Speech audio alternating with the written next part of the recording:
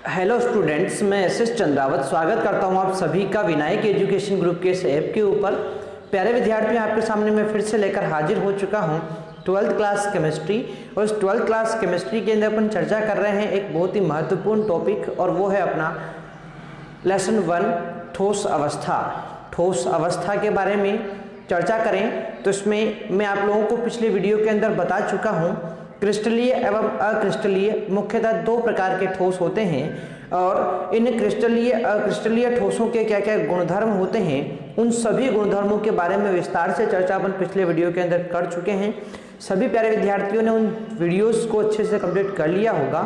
अब बढ़ते हैं अपन आगे की तरफ। देखिए, अपन अक्रिस्टलीय ठोस के बारे में जानकारी प्राप्त कर रहे थे, और उसी जानकारी के अंदर एक बहुत ही महत्वपूर्ण पॉइंट जो एग्जाम के पॉइंट ऑफ व्यू से बहुत इंपॉर्टेंट है और पूछा गया है अपने बोर्ड एग्जाम के अंदर कि अतिशीतित द्रव क्या होते हैं। एक वर्ड आता है अतिशीतित द्रव क्या होते हैं, ठीक है ना। तो उनके बारे में अपन यहाँ पर चर्चा करते हैं। अब देखो, ये जो पार्ट है ये अक्रिस्टलीय ठोस अवस्था का ही पार्ट है। देखो क्या होता है, ये जो अक्रिस्टलीय ठोस होते हैं ना, इनकी एक विशेषता होती है। इन अक्रिस्टलीय ठोसों में समय के साथ बहुत ही धीमी गति से बहने का गुणधर्म पाया जाता है। समय के साथ धीरे धीरे बहुत मंद गति से बहने का गुणधर्म इनके अंदर पाया जाता है, प्रवाहित होने का गुणधर्म इनके अंदर पाया जाता है, ठीक है ना। और ये जो गुण है ना इनके अंदर, इन अक्रिस्टलीय ठोसों के अंदर द्रवों के समान जो मंद गति से बहने का गुण होता है, इसी कारण इन्हें अतिशीतित द्रव कहा जाता है। अतिशीतित द्रव इनको कहा जाता है। अब बात आती है कि सर हमने तो कभी ठोसों को बहते हुए नहीं देखा, तो इसका उदाहरण मैं आपको बता दूं। आप लोगों ने कभी देखा हो कि जो पुरानी इमारतें होती है, पुराने भवन होते हैं, उन पुराने भवनों की खिड़कियों में लगे हुए शीशों को आप लोग देखना, उनके अंदर लगे हुए कांच को आप लोग देखना। जब वो बहुत पुराने शीशे हो चुके हैं, ठीक है, तो उन पुराने शीशों के अंदर जब आप लोग उनको अच्छे से देखेंगे तो आप लोग देखेंगे कि उनका जो निचला वाला भाग होता है ना, वो तो होता है मोटा, और ऊपर वाला भाग जो होता है वो पतला होता है। ध्यान से देखना है आप लोग। तो देखो, जब वो बनाए गए थे तो उस समय ऐसी कंडीशन नहीं थी। उस समय वो सभी जगह से उनकी मोटाई क्या थी, बराबर थी। परंतु समय के साथ जब सैकड़ों सालों से वो वहीं पर लगे हुए हैं, जब वहाँ पर वो जो है इस प्रकार से लगाए गए हैं, तो धीरे धीरे वो बह कर कहाँ आ गए हैं, नीचे की तरफ आ गए हैं। इसलिए निचली सतह मोटी दिखाई देती है और ऊपरी सतह क्या होती है, पतली दिखाई देती है। तो इस प्रकार से ये जो कांच में बहने का गुण है, इसे क्या बोला जाता है, इसी कारण उस ठोस को अपन अतिशीतित द्रव कहते हैं, ठीक है ना। तो वो किसमें पाया जाएगा, अक्रिस्टलीय ठोसों के अंदर वो गुण देखने को मिलेगा। तो इस चीज को अपन यहां पर नोट कर लेते हैं। ध्यान से आप लोग देखिए, इसी के अंदर आगे की तरफ आपको लिखना था ये चीज, अक्रिस्टलीय ठोस, अक्रिस्टलीय ठोस जैसे कांच में, अक्रिस्टलीय ठोस जैसे कांच में अत्यंत मंद गति से प्रवाहित होने का, अत्यंत मंद गति से प्रवाहित होने का, प्रवाहित होने का गुण पाया जाता है। अत्यंत मंद गति से प्रवाहित होने का गुण पाया जाता है, इसलिए इसे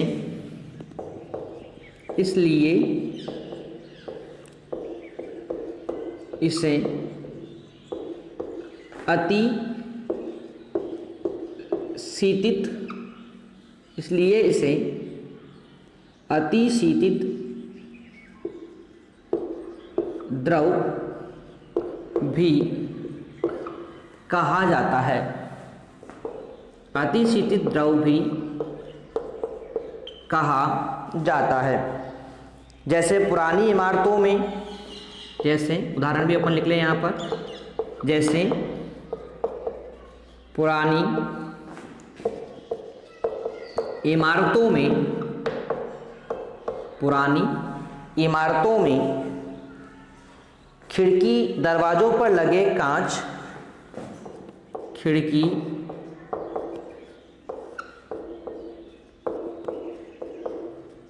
दरवाजों पर लगे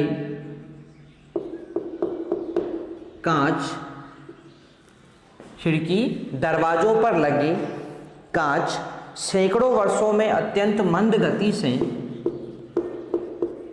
सैकड़ों वर्षों में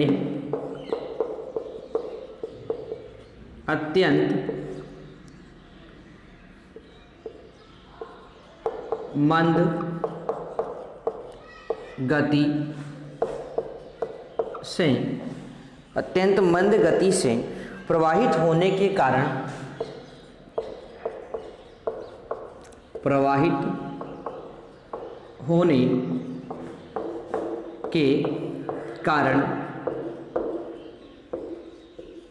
निचली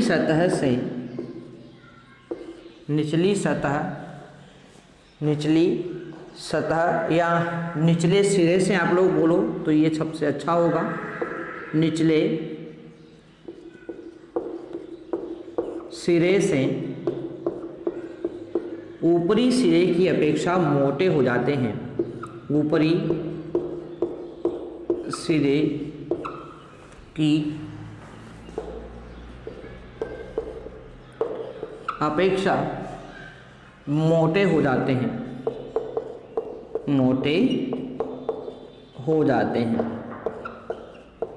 ठीक है भाई। तो देखो क्या बोला मैंने आप लोगों से कि क्रिस्टलीय ठोस जो होते हैं, जैसे अपने कांच है, इस कांच में अत्यंत मंद गति से प्रवाहित होने का गुणधर्म पाया जाता है और इसीलिए अपन इसको अतिशीतित द्रव भी कहते हैं।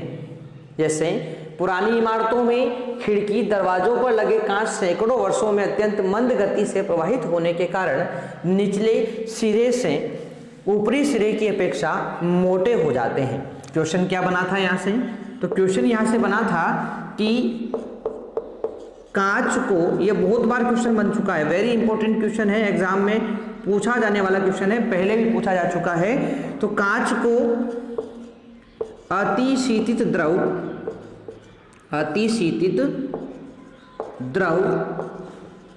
क्यों कहा जाता है? ये क्वेश्चन बहुत बार एग्जाम के अंदर बना है और फिर से बन सकता है, तो आप लोग इस चीज़ को ध्यान रखेंगे। ठीक है, तो आंसर मैंने आप लोगों को यहाँ पर बता दिया है। आशा करता हूँ आपको ये बात बिल्कुल समझ में आ गई होगी। ठीक है भाई।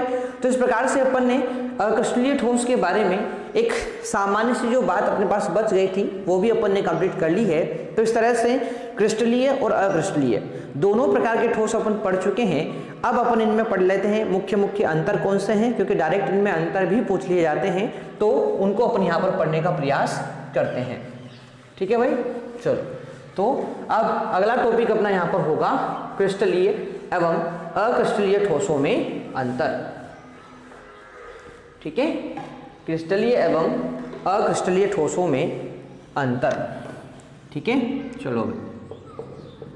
तो टॉपिक है क्रिस्टलीय एवं अक्रिस्टलीय, क्रिस्टलीय एवं अक्रिस्टलीय ठोसों में अंतर। ठीक है, तो क्रिस्टलीय ठोस और अक्रिस्टलीय ठोस में क्या अंतर होता है, इनके बारे में अपन यहाँ पर चर्चा करेंगे। ध्यान से आप लोग इसको देखने का यहाँ पर प्रयास कीजिए। ठीक है भाई, चलो। तो देखते हैं अपन यहाँ पर सबसे पहले लिखेंगे अपन किसके बारे में, गुण के बारे में। गुण के बाद अपन लिख देते हैं यहाँ पर सबसे पहले क्रिस्टलीय ठोस और फिर लिख देंगे अपन इधर अक्रिस्टलीय ठोस, अक्रिस्टलीय ठोस। ठीक है भाई। तो इस प्रकार से अपन यहाँ पर इसको लिख देते हैं। गुणों में बात करें तो सबसे पहला गुण होता है आकार। आकार की बात करें तो देखो क्रिस्टलीय ठोस में मैंने आपको बताया था कि इसका निश्चित नियमित आकार होता है, इसका निश्चित नियमित आकार होता है। सारे के सारे गुण मैं आपको बता चुका हूं भाई, ठीक है ना। चलो, तो इसका निश्चित नियमित आकार होता है। अक्रिस्टलीय ठोस में आप लोग जानते हैं कि इसका अनियमित आकार होता है, अनियमित आकार इसका होता है, ठीक है ना। तो इसका आकार क्या होता है, अनियमित होता है, ये चीज आप लोग ध्यान रखेंगे। दूसरा पॉइंट होता है अवयवी कणों की व्यवस्था। अवयवी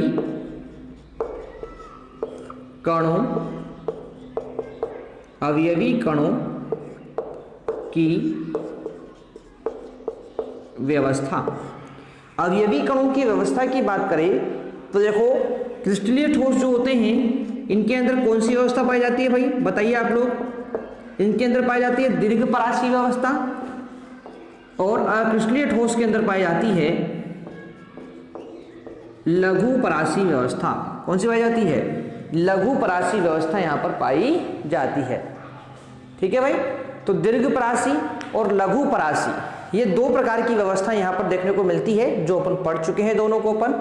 आगे बात करें तो तीसरा गुण होता है और वो है आपका गलनांक।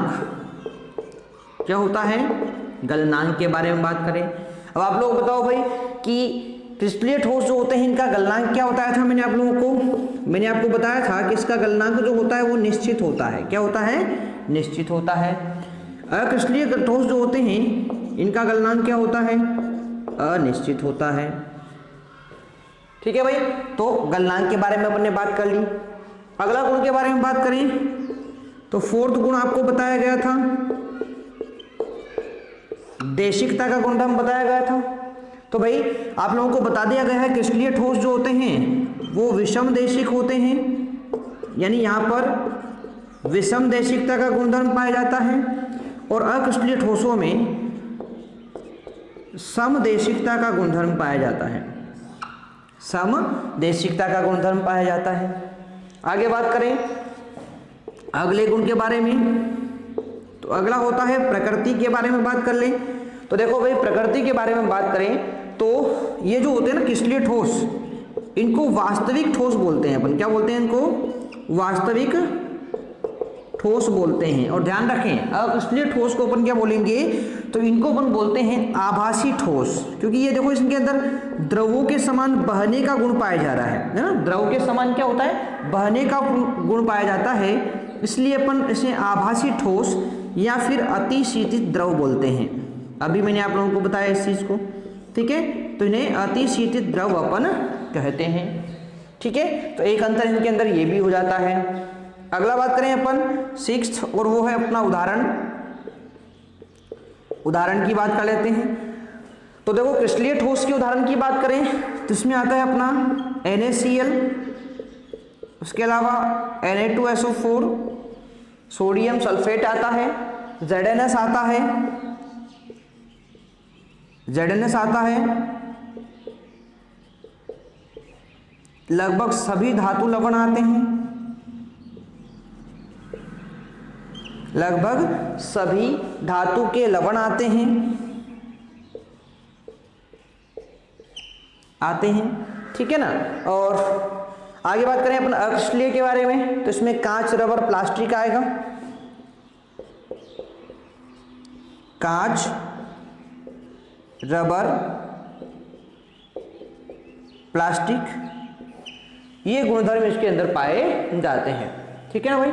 तो इस प्रकार से अपन यहाँ पर बात कर रहे हैं, और अपन ने बात कर ली है कि ये जो अपने क्रिस्टलीय व अक्रिस्टलीय ठोस होते हैं इनमें अंतर मुख्यतः 6 अंतर मैंने आप लोगों को बताया है। एक बार मैं फिर रिपीट कर रहा हूँ, ध्यान से देखेंगे। क्रिस्टलीय ठोसों का आकार निश्चित नियमित आकार होता है, अक्रिस्टलीय ठोसों का अनियमित आकार होता है। अवयवी कणों की व्यवस्था की बात करें तो क्रिस्टलीय ठोसों में दीर्घपरासी व्यवस्था पाई जाती है। आपके अक्रिस्टलीय ठोस के अंदर लघुपरासी व्यवस्था पाई जाती है। गलनांक की बात करें, क्रिस्टलीय ठोसों का गलनांक निश्चित होता है क्योंकि निश्चित गलनांक पर पिघलते हैं, और अक्रिस्टलीय ठोसों का जो गलनांक होता है वो निश्चित नहीं होता है, अनिश्चित होता है, क्योंकि जैसे इनको गर्म करते हैं तो पहले ये नरम होते हैं, उसके बाद पिघलते हैं। ठीक है ना। आगे बात करें देशिकता के बारे में, तो क्रिस्टलीय ठोस विषम देशिक होते हैं, जबकि अक्रिस्टलीय ठोस समदेशिकता का गुणधर्म इनमें पाया जाता है। प्रकृति की बात करें तो क्रिस्टलीय ठोस जो होते हैं वो वास्तविक ठोस होते हैं। ठीक है, प्रकृति के अंदर उपस्थित ये वास्तविक ठोस हैं, जबकि अक्रिस्टलीय ठोस क्या है, आभासी ठोस है, अतिशीतित द्रव है, क्योंकि इनके अंदर थोड़ा सा द्रव के समान गुण पाया जाता है। उदाहरण की बात करें तो NaCl, Na2SO4, ZnS और लगभग सभी धातुओं के जो लवण होते हैं वो आपके पाए जाते हैं कहाँ पर, क्रिस्टलीय ठोस में, और कांच, रबर, प्लास्टिक पाए जाते हैं किसमें, अक्रिस्टलीय ठोस में। ठीक है ना। तो ये था अपना क्रिस्टलीय एवं अक्रिस्टलीय ठोस में अंतर, जो अपन को यहाँ पर ध्यान रखना है। ठीक है, चलो, तो ये था अपना क्रिस्टलीय अक्रिस्टलीय ठोस में अंतर, जो अपन को समझ में आना चाहिए। आशा करता हूँ आपको ये बात समझ में आ गई होगी। तो आप लोग इसको साथ के साथ नोट जरूर करते रहें, और कहीं पर कोई प्रॉब्लम हो तो आप लोग मुझसे कमेंट बॉक्स में कमेंट करके पूछ सकते हैं। ठीक है ना भाई। चलो, तो इस तरह से बात अपनी यहाँ पर हो गई है। अब आगे बात कर लेते हैं। तो देखो, एक और छोटा सा टॉपिक अपन यहाँ पर लेते हैं, और वो है अपना क्रिस्टल जालक। क्या होता है, क्रिस्टल जालक होता है। क्रिस्टल जालक होता है भाई। ठीक है, तो क्रिस्टल जालक की बात करें तो सबसे पहले मैं इसकी परिभाषा आपको बता दूं कि क्रिस्टलीय ठोस में अवयवी कणों, क्रिस्टलीय ठोस में अवयवी कणों, क्रिस्टलीय ठोस में अवयवी कणों, अणु, परमाणु या आयन, अणु, परमाणु या आयन, अणु, परमाणु या आयन के त्रिविमीय नियमित की त्रिविम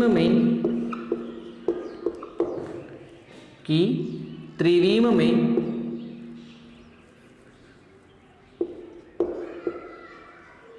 नियमित ज्यामितीय व्यवस्था,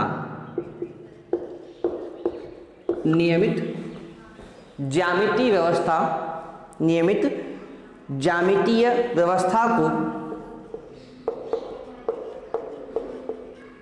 ज्यामितीय व्यवस्था को क्रिस्टल जालक कहते हैं।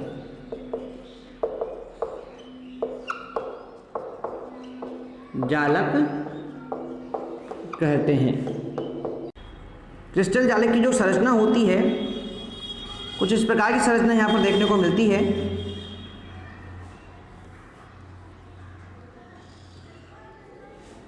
ठीक है, देखो,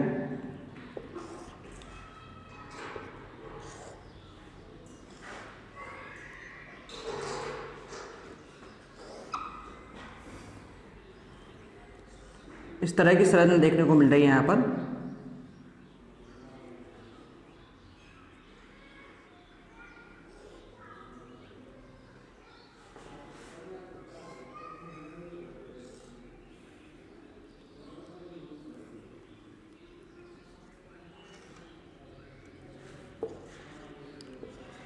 चलो, इस तरह से इसको अपन बनाएंगे। यहाँ पर पहले एक घन बनाएंगे अपन यहाँ पर।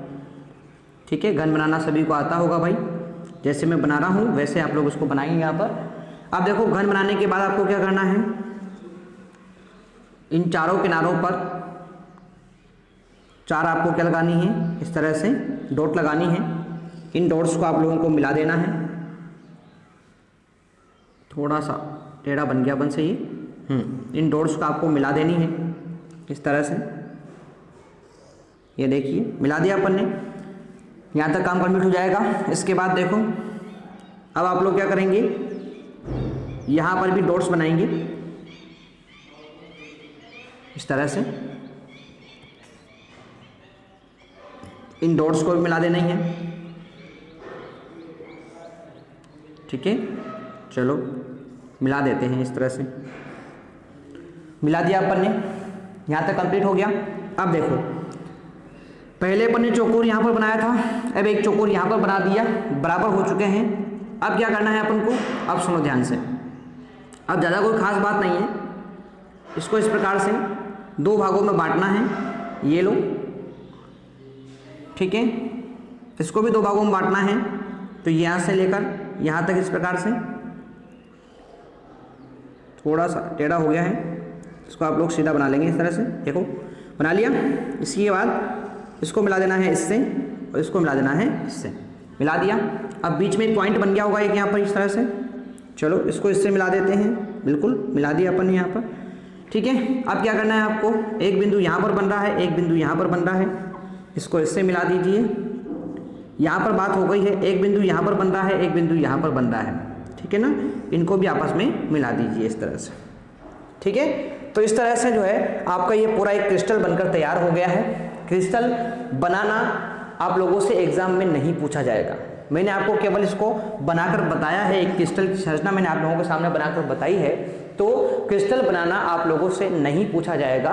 तो अभी केवल आप इतनी सी बात ध्यान रखें कि क्रिस्टलीय ठोस में अवयवी कणों, अणु, परमाणु, आयन की त्रिविम में नियमित ज्यामितीय व्यवस्था होती है। इस प्रकार की नियमित ज्यामितीय व्यवस्था आपको देखने को मिलती है और इस व्यवस्था को अपन क्या बोलते हैं, क्रिस्टल जालक कहते हैं, ठीक है ना। तो आज अपन ने बात की है अतिशीतित द्रव के बारे में, क्रिस्टलीय एवं अक्रिस्टलीय ठोस में अंतर के बारे में, और एक सामान्य सी बात पढ़ ली है क्रिस्टल जालक के बारे में। तो आशा करता हूँ आपको ये 3-4 बातें समझ में आई होगी, और यदि आपको समझ में आई है तो आप लोग उसको 1-2 बार अच्छे से देखें और कोशिश करें कि ये आपसे बन जाए, ठीक है ना। तो ये था अपना आज का सेशन, मिलते हैं अपन नेक्स्ट वीडियो के अंदर, तब तक के लिए टेक केयर, बाय।